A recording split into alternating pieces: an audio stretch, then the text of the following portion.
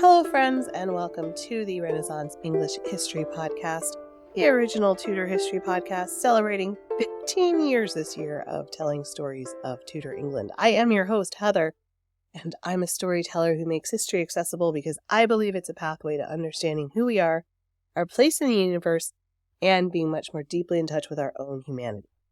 So in this episode, we are going to talk about the relationship between Anne Boleyn and Thomas Cromwell. Of course, we just marked the anniversary of the death of Anne Boleyn, which was largely brought about because of Thomas Cromwell. How much was he responsible for her execution? Weren't they originally friends? Who knows? Let's talk about it. I have to tell you, if you wonder why I sound a little different this week, it's because I have a sinus infection. So that's been fun. I'm thinking I'm probably going to have to stop and cough a couple of times while I'm doing this, but I'll edit all of that stuff out. So, you just get to hear my kind of sultry, 2 octaves lower voice for this episode. One thing, I want to welcome the newest YouTube members. Of course, if you're listening to this on YouTube, you can join the YouTube channel to get extra episodes, extra content, mini courses, depending on what level you're at, all of that kind of stuff. And I want to welcome Mads and Mary Ellen. I am so glad you're here. Thank you so much for being here. Welcome also to the newest patrons on Patreon, Dee, Emily, and Rebecca. I'm so glad you're here. Welcome, welcome. So again, if you want extra episodes, discounts at my merch shop, mini casts, mini audio courses every month, all of that kind of stuff, you can either go to patreon.com/EnglandCast to join on Patreon, or click join this channel on YouTube if you are listening on YouTube. It's pretty much the same either way. And one other housekeeping note, TudorCon is happening in 4 months, and we've sold out of the in-person tickets, but I will be doing the streaming tickets. If you would like to get a sense of what streaming tickets are like at TudorCon, if you're like, I don't know, I'm kind of sick of Zoom calls, is it really worth it? I invite you to check out englandcast.com/TudorCon streaming, where you can see videos of previous TudorCons from the streaming perspective. It's actually so much fun. My husband is the host, Jonathan. So those of you who also listen to our podcast, Watching the Tudors, will know Jonathan. He's a sweetheart, which is, of course, why I married him. So he does, runs the Zoom and asks all the questions from the Zoom attendees. You're really a huge part of it. It's not just a Zoom meeting where you're watching other people have fun. You're having fun too. There's a whole community aspect, and Jonathan hosts it, which is super fun. So yeah, if you want to check that out, go to englandcast.com/TudorCon online to see previous TudorCon streaming events and what it was like to participate in them. All right, with all of that out of the way, let us talk about the relationship between Anne Boleyn and Thomas Cromwell. Thomas Cromwell was, of course, Henry VIII's chief minister. He and Anne were pivotal figures in one of the most dramatic periods of English history. Anne was known for her intelligence, her charm, her reformist zeal, and played a crucial role in Henry's break with the Catholic Church. Cromwell was the master of political strategy and was instrumental in orchestrating the monumental shift. Initially, Anne and Cromwell were allies. They were united by their ambition and their shared religious vision. However, their relationship soured, leading to a dramatic and tragic turn of events. So today we're going to explore the complexities of their alliance and the reasons behind their eventual conflict. We'll examine how their ambitions intersected and diverged, and how Cromwell, once Anne's staunch supporter, became the architect of her downfall. Anne Boleyn's rise to power was nothing short of meteoric. Born into a modest, noble family, she spent her early years at the courts of Europe, Margaret of Austria, and she received an exceptional education. By the time she returned to England, Anne was sophisticated, charming, highly intelligent, a stark contrast to Henry's aging queen, Catherine of Aragon. Anne, of course, caught the king's eye, and despite the numerous hurdles, including the Pope's refusal to annul his marriage to Catherine, she became his obsession. Enter Thomas Cromwell, a self-made man. Cromwell had risen from very humble beginnings to become one of Henry's most trusted advisors. He, of course, had started working for Wolsey early. When Wolsey fell, he shifted his allegiance to Henry and went up through the ranks. Recognizing the king's desperation to marry Anne, Cromwell saw an opportunity to secure his own power and further his reformist agenda. He skillfully maneuvered through the legal and religious obstacles, orchestrating the break with Rome and the establishment of the Church of England. His legal acumen and his efficiency were crucial in facilitating Henry's divorce from Catherine and his subsequent marriage to Anne. Anne, for her part, recognized Cromwell's potential and aligned herself with him. Both were staunch supporters of the Reformation, seeking to curtail the influence of the Catholic Church in England. They worked together to dissolve the monasteries, redirecting their wealth to the crown, a move that, while controversial, significantly bolstered Henry's treasury and consolidated the power of the new church. Cromwell's strategic brilliance and Anne's unwavering determination made them a formidable team. However, their alliance was not purely ideological. It was also a relationship of convenience. Anne's influence over Henry and her reformist zeal provided Cromwell with the political cover that he needed to push through radical changes. In turn, Cromwell's administrative prowess and legal expertise were invaluable to Anne in securing her position as queen. Together, they reshaped the religious and political landscape of England, setting the stage for the dramatic events that would follow. As Anne Boleyn and Thomas Cromwell's alliance progressed, cracks began to appear, driven by their differing visions for the future of England. One of the primary sources of tension was the use of wealth from the dissolved monasteries. Anne was deeply influenced by her reformist beliefs, and she envisioned these funds being used for charitable causes, such as education and relief to the poor, the things that the monasteries were actually doing or supposed to be doing. So that needed to be replacing. Of course, for many people, most people really, the only source of education or healthcare would have been the local monastery. So once you dissolve the monastery, you still need to provide those services that were being provided. So that's what she saw. She believed that this would aid the needy and also strengthen the moral foundation of the Reformation. Cromwell, though, had a more pragmatic approach. He saw the wealth from the monasteries as a means to solidify the crown's power and address the kingdom's financial troubles. Redirecting these funds to the crown's coffers would ensure Henry VIII's continued support and stabilize the monarchy. This fundamental disagreement over the redistribution of wealth highlighted the growing ideological rift between Anne and Cromwell. Their disagreements were not confined to policy alone. Personal animosity soon surfaced. Anne's fiery temperament and outspoken nature often led to public spats with Cromwell. According to the imperial ambassador, Eustace Chapuis, Anne once said of Cromwell, "I would like to see his head off his shoulders." Such threats were not taken lightly at the Tudor court, and this particular comment underscored the depth of their conflict. Chapuis's letters provide a vivid account of their deteriorating relationship, painting a picture of two powerful figures increasingly at odds. As the pressures of queenship mounted, she became more unpredictable and less willing to tolerate dissent. Cromwell, ever the pragmatist, began to see Anne not as an asset but as a liability. Her inability to produce a male heir, a critical expectation, fueled Henry's dissatisfaction.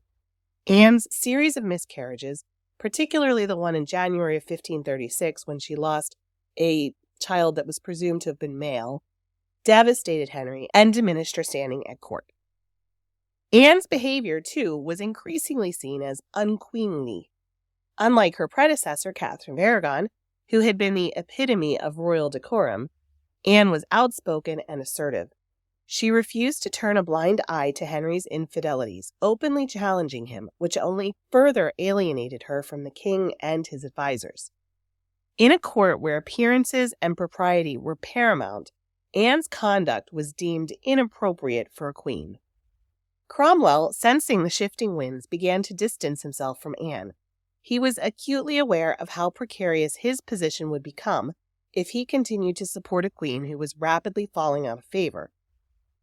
His loyalty to Henry outweighed any previous allegiance. As tensions mounted, Cromwell's strategic mind saw an opportunity. Aligning himself with Henry's desire to be rid of Anne, could not only secure his position, but also allow him to further his own political agenda.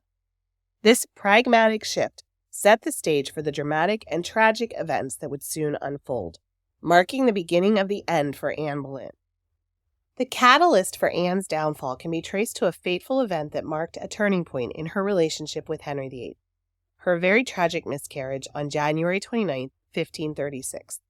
The timing of this miscarriage was particularly significant because it occurred on this very same day that Catherine of Aragon, Henry's first wife, was buried. The coincidence of these events was seen as an ominous sign by many at court, reinforcing the growing belief that Anne's marriage to Henry was cursed. This miscarriage was likely Anne's third, but what made it especially devastating was that the fetus appeared to be a male child. For Henry, who was desperate for this male heir to secure the dynasty, this loss, on the very same day his first wife, whom he left because she couldn't have a male child, was buried, was a profound blow. His disappointment and anger were palpable, and his faith in Anne's ability to provide him with the much-needed son was severely shaken. This tragic event eroded Henry's affection for Anne and heightened his perception that their marriage was ill-fated. Amidst this personal crisis, Cromwell saw an opportunity to realign his political strategy. Understanding the king's growing disenchantment with Anne, Cromwell began to distance himself from her and sought to position himself favorably with Henry. The ever-astute Cromwell recognized that Anne's influence was waning, and his survival depended on adapting to the changing dynamics of court. Eustace Chapuis again was reporting that Cromwell was already making moves to arrange a new marriage for Henry. By April 1, 1536, Chapuis informed Charles V that Cromwell and Anne were on bad terms and that there was talk of a potential new queen. Cromwell's maneuvering indicated that he was potentially laying the groundwork for Anne's replacement, demonstrating his ability to anticipate and influence the king's desires. Another catalyst for Anne's downfall was the sermon that she encouraged her almoner, John Skipp, to deliver at Easter that year. The sermon was a thinly veiled attack on Cromwell, and it was preached in the presence of the king and the entire court. Skipp's message emphasized the dangers of evil counselors leading the king astray, comparing Cromwell to a leader from the Old Testament who had plotted against Queen Esther and her people, only to meet his end on the very gallows he had prepared for his enemies. Anne's intention was clear: to undermine Cromwell's influence over Henry and rally support against his policies, particularly the redistribution of the wealth from the dissolved monasteries. This public denouncement deeply angered Cromwell. He was not a man to be threatened lightly, and Anne's challenge to his authority could not go unanswered. In the wake of the sermon, Cromwell reportedly fell ill for a week. Many historians believe that this illness, in quotes, was in fact a period of intense plotting and strategizing. Cromwell understood that Anne had now positioned herself as a formidable adversary. Her miscarriage had already strained her relationship with Henry, and now, by attacking Cromwell, she was risking everything. During this week, Cromwell likely began to lay the groundwork for Anne's downfall. The sermon, therefore, served as a critical turning point.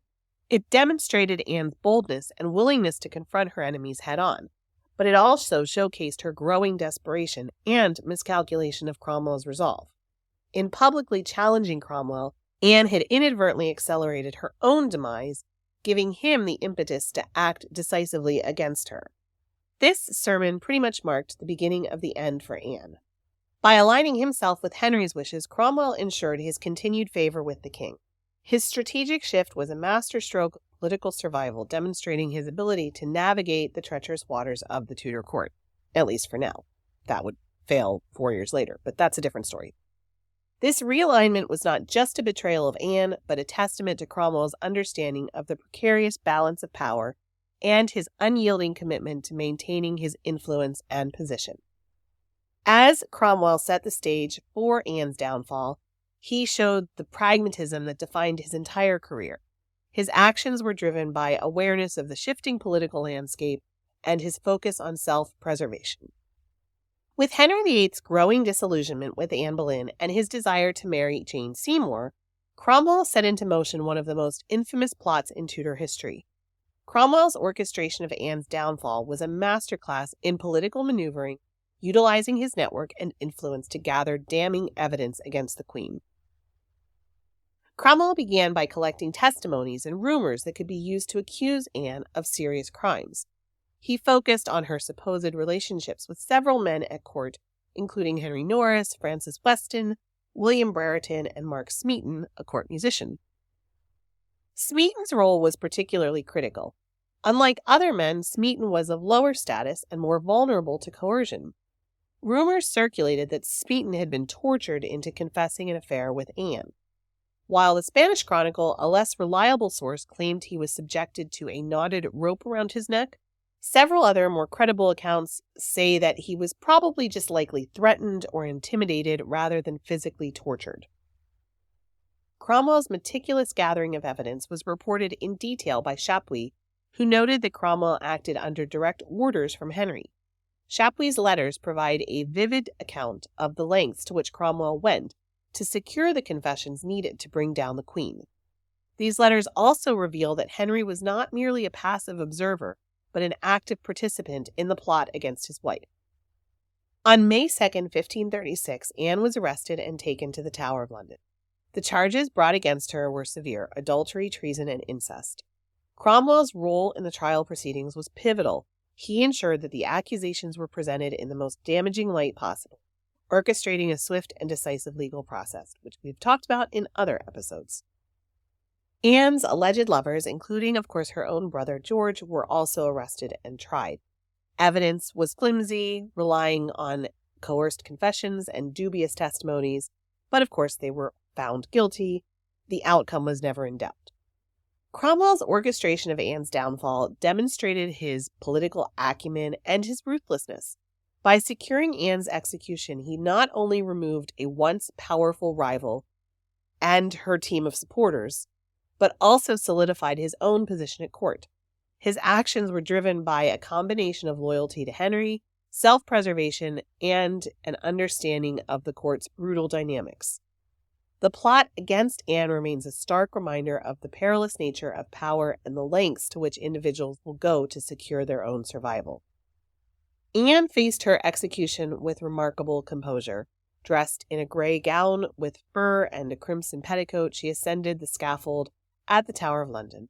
Before a gathered crowd, she delivered her brief speech, accepting her fate with dignity. She knelt upright, as was customary for a noble execution, and with a swift stroke from the French swordsman, a concession granted by Henry VIII, her life was ended. The public reaction to Anne's execution was a mix of shock, relief, and curiosity. Many were stunned by the rapid fall of the once powerful queen, while others, swayed by the charges of adultery and treason, saw her death as a necessary act of justice. Historically, Anne's execution marked a significant turning point. It underscored the absolute power of the monarchy and the ruthless measures employed to maintain it. In the aftermath of Anne's death, Cromwell's influence at court surged. He had proven his loyalty to Henry VIII by orchestrating the removal of Anne and paving the way for Jane Seymour. This consolidation of power, however, was short-lived. His own downfall came in 1540. Ironically, through another marriage. His arrangement of Henry's marriage to Anne of Cleves turned disastrously sour, leading to his arrest on charges of treason and heresy.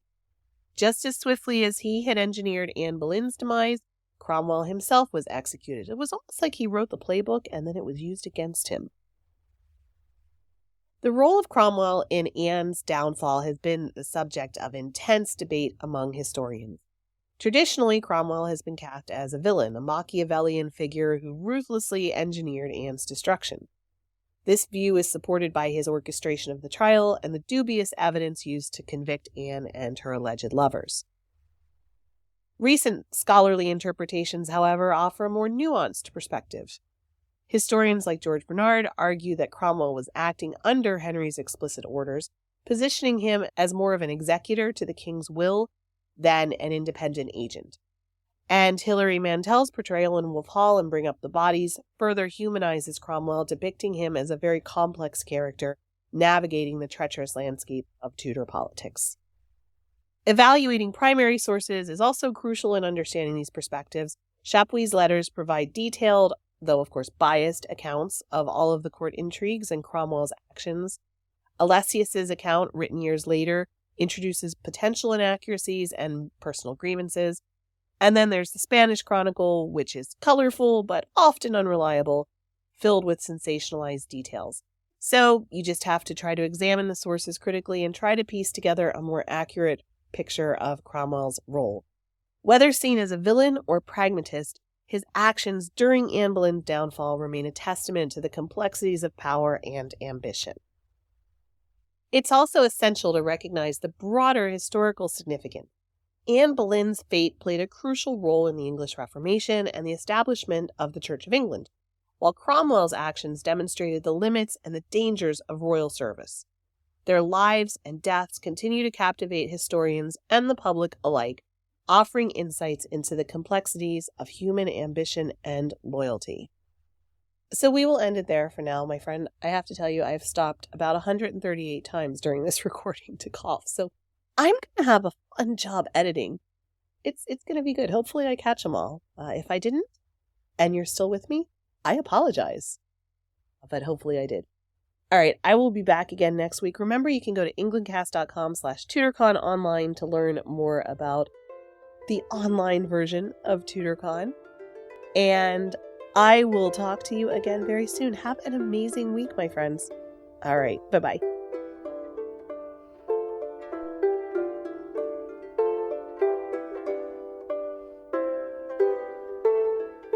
Blow, northern wind, send who may be sweating. Blow, northern wind, blow, blow, blow. Ich hote boord in Bouwrebriek, dat solis semlis on sea.